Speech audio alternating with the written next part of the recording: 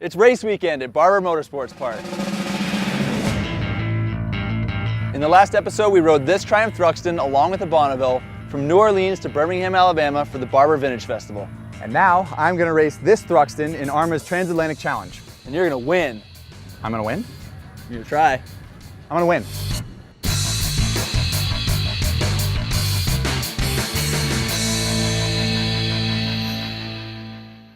This Triumph started life as a street bike like this Thruxton, but it took a lot of go-fast parts to turn it into a race machine. Yes, indeed. And a lot of these mods we're familiar with. Sticky Avon AM22 tires, a British Customs race exhaust, custom levers, number plates, some custom paint, obviously. That matches your leathers. That matches my leathers, which is a nice touch, I have to say. It's also got a fork kit and remote reservoir adjustable shocks to help with handling, and rear sets to help with rider position and ground clearance. And one of the things we noticed in the last episode when we rode the Thruxton and Bonneville from New Orleans was that the stock Thruxton suspension is pretty soft. So hopefully this makes a difference. Yep. And I think it's really cool that ARMA has a class just for the Thruxton so people can come out and compete on their cafe racers. Agreed. That is cool. Well, personally, I'm sick of talking about it and I'm ready to do it. The Barber Vintage Festival is the biggest classic bike event in America.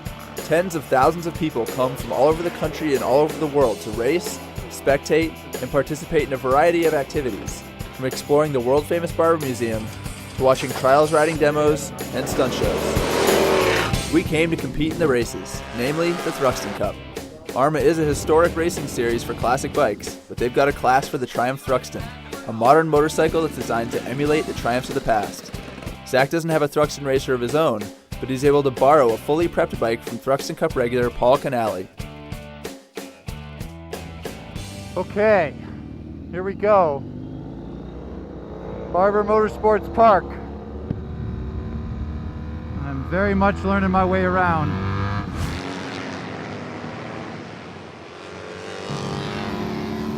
This is Museum Corner. There's a big, beautiful museum right there. It's incredible.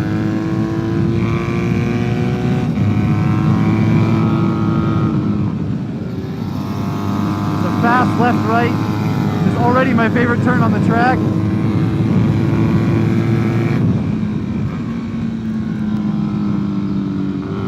Another left right, and this right is totally blind. Can't see, can't see, can't see, can't see. Now I can see the track.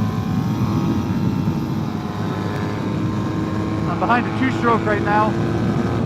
That's one of my favorite things about vintage racing, is you get to smell the two-strokes. They smell magical.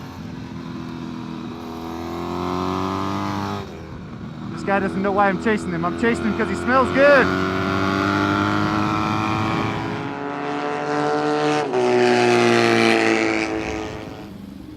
What's up, man? Woo.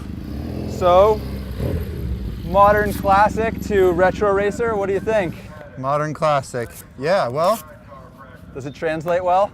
that's a good way to put it, modern classic, because in a lot of ways, the bike feels totally modern, you know? Like it works well. I mean, when you ride it, it doesn't feel like a vintage bike. Okay. But at the same time, there are a lot of things that are a lot like a vintage bike, like right side up forks that chatter like crazy. But the front end is starting to chatter. Just like vintage bikes do. Vintage bikes always chatter the front end because they got skinny little forks.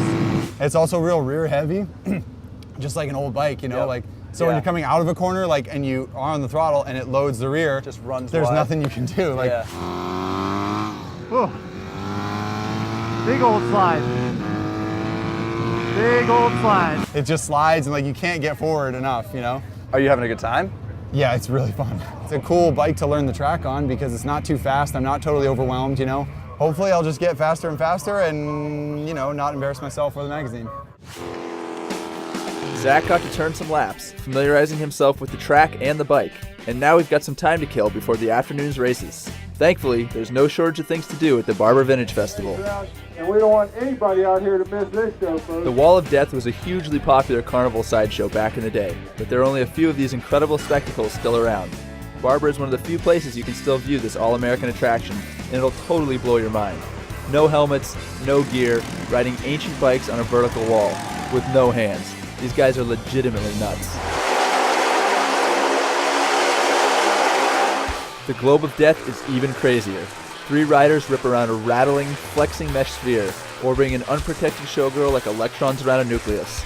It'll make your palms sweat just watching it. There's so much going on at Barber that you can literally be entertained for days, but we had a race to prepare for. With no points in the class, Zach was gridded at the back of the pack, but he was in good company. The Thruxton Cup tends to attract wildcard entries, and sure enough, the starting roster had some notable names, such as Daytona 200 winner Jason DeSalvo and longtime Motorcycles Magazine test rider Thad Wolf. With competition like this, Zach is going to need to give it everything he's got to finish on the podium.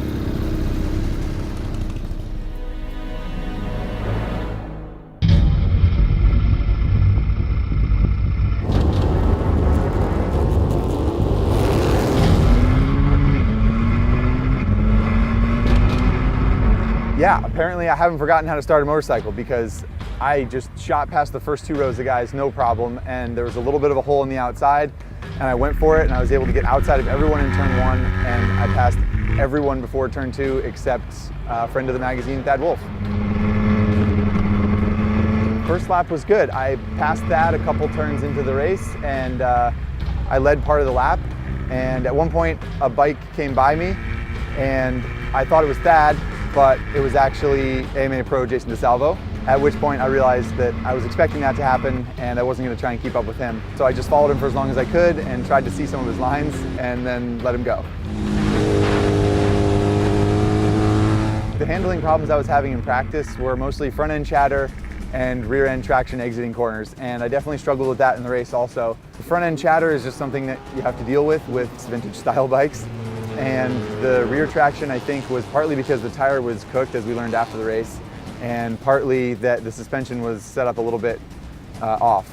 So I thought that Thad was going to be the only one I had to worry about for the rest of the race, but partway through I got passed by another guy on a Thruxton, and the way he passed me was around the outside of the second to last corner, and I thought for sure that I was in trouble and he was just going to run away from me because an outside pass means that you're riding a lot better than the other person. But I was able to get good drive and pass him down the front straightaway, and when he passed me the second time, I passed him on the outside of turn 1, so yeah, we had a good little battle. I had a little bit better drive and a little bit more power than he did, but I was able to fight him off and get second place. I mean, I'm super happy with where I finished. Finishing second place to Jason DeSalvo, who's the current AMA Pro, was best case scenario for the weekend, honestly. I was expecting top 5 at best, so to be second was awesome. Well, I didn't win, but I think we can build this whole weekend a success. Yeah, man, coming in second place to an AMA Pro who calls Barber his home track is nothing to be ashamed of. Yeah, I usually don't like finishing second, but in this case I'll make an exception. And even though this is all I have to show for it, I had a great time with this whole Triumph journey, and I'm looking forward to coming back next year. Absolutely. So make sure you check back in 2 weeks to see what kind of trouble we get in next time.